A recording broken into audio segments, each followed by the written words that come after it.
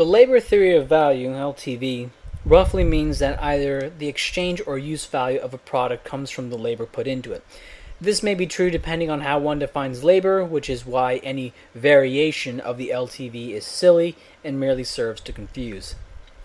For example, a 1 kilogram bar of gold is worth more than a 1 kilogram bar of granite in exchange value and use value for those who can use gold for making products like jewelry or electronics. Now, you can still say that the value of gold is simply the value of the labor that went into picking up that gold, as is the value of the granite. So, if there was a gold ingot sitting in the ground and a man bent over to pick it up, that labor would be of greater value than the man who took a pickaxe and chipped off an equivalent amount of granite from some ridge. And if we analyze any product and break down the components of its production, we will find that it all boils down to labor. A factory that produces Game Boys pays the workers, right, and ignoring the capitalist and whether his cut is inflated from state-sponsored cartels. A factory that produces Game Boys pays the workers and uses electricity, Game Boy parts, and the assembly equipment, and perhaps it is still paying off some fixed asset debts or whatever. Thus, one may say that the labor makes up only a small part of the cost of the Game Boy. But if we look at where the electricity comes from, we will see that the people work at the power plants, and that's labor. And some people work at making the computer parts used to make the Game Boys, and so that's their labor.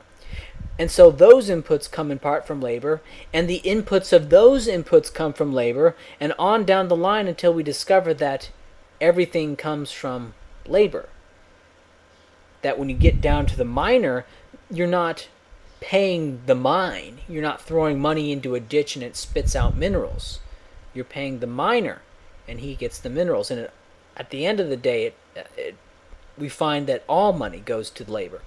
And this is all true and nice, but people won't buy a Game Boy if it doesn't work. Thus, the value of the Game Boy comes from a subjective valuation of the physical Game Boy itself, and not the labor that went into producing it.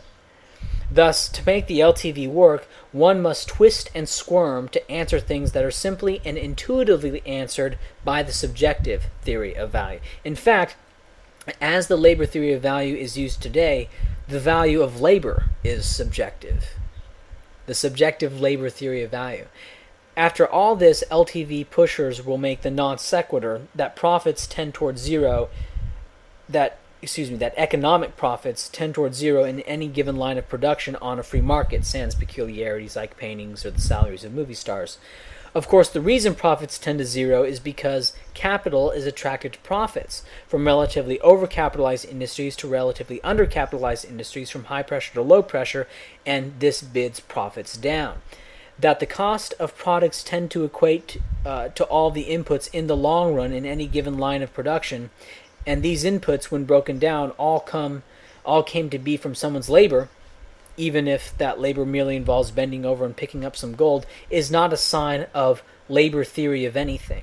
It is a sign that in the long run, resources are properly allocated to meet subjective demand on a free market, nothing more.